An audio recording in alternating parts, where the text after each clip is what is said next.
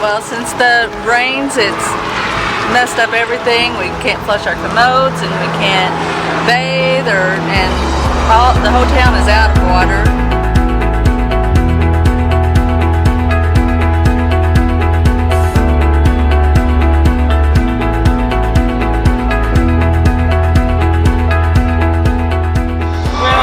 Michael, I'm with the American Red Cross here in Cisco. I've traveled to South Shore and seen a bunch of those houses are damaged heavily or destroyed with 18 to 36 inches, some houses even more, with water inside their homes.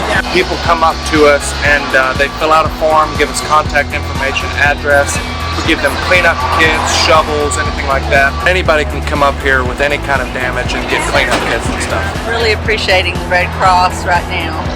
It's supplied us with water, drinking water, jugs of water, and sanitary items, and even a shovel. We're really appreciating it.